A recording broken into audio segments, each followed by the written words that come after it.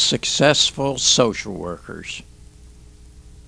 In order to become successful in their careers more quickly, social workers need knowledge from two different sources. They need the knowledge from an accredited college or university social work curriculum, and they need the knowledge of the wealth of wisdom gained by social workers who have extensive on-the-job experience.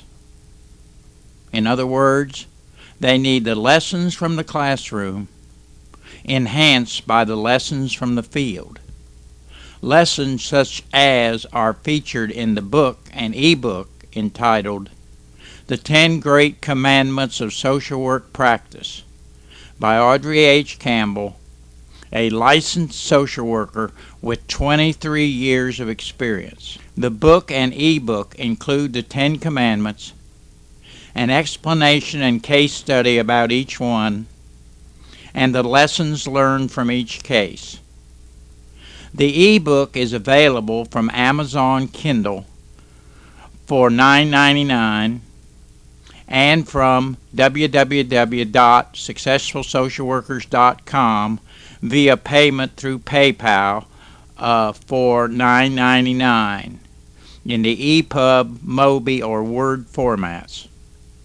Print copies are available from www.successfulsocialworkers.com for $15, which includes shipping. The following is an excerpt from the book. The following is Chapter 1 of the book. Great Commandment 1. Always be only that which you are, which is a professional social worker, and refer all matters outside of your expertise to the appropriate experts. In my 23 years of practice as a social worker, I have learned, although it has not always been very easy to do, to obey this commandment by letting God be the creator and the judge of all, letting Jesus be the Redeemer of man, letting the Holy Ghost be the all-pervasive force in all matters, letting the apostles be the special and chosen ones, and under no circumstances posturing myself as an accountant, attorney, detective, judge, minister, doctor, nurse, pastor, pharmacist, philosopher, priest, psychiatrist, psychologist, rabbi, sociologist, or anything else or anyone else other than a professional social worker. Also, in being a professional social worker, I have tried to use all of the knowledge that I gained from my college textbooks and all of the wisdom that my professors imparted to me during my earning my degree. I have also tried to keep uppermost in my mind to make good use of the old adages and proverbs, because over time they have been proven to be true and worthy of being depended upon in the planning and the facilitating of an action. The following adages and proverbs are examples of some that I have found to be very relevant to all social workers. Give all the red carpet treatment. A journey of 1,000 miles begins with the first step. A good beginning makes for a good ending. There is no such thing as a lost cause. Play the hand that's been dealt. Look before you leap. An ounce of prevention is worth a pound of cure. Pick the low-hanging fruit. Teach all to fish rather than teaching them how to receive fish. Read the fine print. Go the extra mile. Many hands make for lighter work. Dot all I's and cross all T's. Wait for the ink to dry. Know which side your bread is buttered on. Save the drama for your mama. And unless you are the lead dog, the view never changes. Case number 1. What are your credentials? Early in my career as a social worker, over 20 years ago, I was told by a couple of RNs that worked out in the field that they had concern about a patient of ours. They told me that he had been seriously injured in an automobile accident, which resulted in his being a quadriplegic and thus wheelchair bound. They said his paralysis caused him to be pretty much dependent on the care of others, although he did have enough upper body strength to do some things for himself. But, they said, overall, he depended mostly on others. The nurses also told me that the patient was a very outgoing person and very likable, and that they and the CNAs liked talking with him. They said that he was very sociable and he talked with them, and over the course of a couple of months they noticed from what he said that he did not have a very close relationship with his wife. The nurses said that the client's wife seemed to be very dismissive of his needs, and that she had some male in the home who actually provided most of the care for the patient. The nurses also told me that the patient's wife worked, and thus she was not in the home much, at least not when they were there. The nurses then told me that as time went on and they talked more and more with the client and he trusted them more, he confided in them and to the CNAs that his wife was not very good to him. He told the nurses that he did not have a very good marriage, and in fact, he was a little bit afraid of his wife. He told them that he was not sure about what her motives were when she came around to be near him. He told them that his wife had not come around that much for quite a long time, but then lately she had been coming around a lot more, paying him much, much more attention, and even bringing him food. Then the nurses told me that they noticed that when the wife brought the client food, he got much sicker, and that there were times when he got so sick that he had to be hospitalized. The nurses said that when they asked the patient about the food and his sickness, he told them that he was not sure about what was going on, but that he suspected that his wife might be doing something. So the nurses asked me to intervene and conduct a home visit with him, which I did. Thus, I went out and met with him, and he verified what the nurses had told me, and he also said, well, you know, it could be that something is going on. I'm not sure.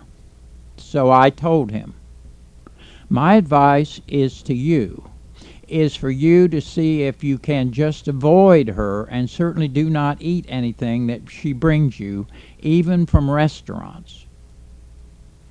A week later, I called to check on him. He told me that he was not feeling any better, and that he was still not sure about what was going on. I then cautioned and counseled him to be careful of his wife, and if he thought something was going on, he should confide in someone else. I also told him that due to all the unanswered questions concerning his situation, I was going to turn his case over to Adult Protective Services, so that state social workers could investigate his situation and take appropriate action. After I finished talking with him, I called Adult Protective Services and requested that the state social workers investigate his case. In about a day or two after my call to the client, I received a telephone call from his wife, and she was very upset. She told me that she had recorded my conversation with her husband. She then asked me, what are your credentials that entitle you to recommend to my husband that he should seek legal advice, or for him to call someone to do something, or for you to tell him to be limiting his interactions with me, or for you to tell him not to be eating any food that I bring him. To this I told her, I am a state licensed social worker, and I have concerns about the situation of your husband's condition being worse when you are around him. Thus, I am not really sure about what is going on. I also told her that maybe it all was just the fact that she just upset her husband that caused him stress, which made his health decline. I then told her that my main concern was about the client, and since I was not sure about what was going on, I felt that I had every right to recommend that he seek legal help, an attorney, or even to move out of the home and away from her. I also told her that I was not aware that she was recording my conversation with her husband, and that maybe she was the one that was doing something illegal or not right. Shortly after this, the state social worker of Adult Protective Services investigated the patient's situation. However, they could not determine exactly what was going on. Thus, nothing was done. Not long after the Adult Protective Services concluded its investigation, about 3 months later, the client did die. As far as I know, no investigation was done by law enforcement or Adult Protective Services after his death to see if he had died from a medical condition or from something that had been done to him to cause his death. The lesson ultimately learned. Within me, there have always been some seeds of doubt about this case and concern that there was really something going on there in the client's home. Now, after 23 years of experience as a social worker, I see this case as an example of my not doing all that I should have done and did not take the decisive action that I should have taken. I did refer this case to a proper authority, Adult Protective Services, but I did not refer it to the best possible authority, which should have been law enforcement, so that they could have investigated for possible criminal activity and for the protection of my patient. My error, as I see it now, was that I, in my lack of expertise, considered this case to be a legal one, which it was to a degree, but I was not the one who should have been making this determination. With the experience that I now have in regard to cases like this one, I would only act on the allegation that the client was making, which was really a criminal complaint, and call the state police for the immediate protection of the client if it was shown by investigation to be needed, or for possible criminal prosecution if anyone found to have done or be doing something illegal. I would also refer the case to Adult Protective Services so that it could act in unison with law enforcement. As I see it now, I kind of did what I was taught to do, but too often with this case I acted in capacities that I did not really have as a social worker. However, as a social worker, I should have known to refer to the entity that could provide the best determinations in the appropriate time frame, which in this case was the immediate investigation of the client's allegation.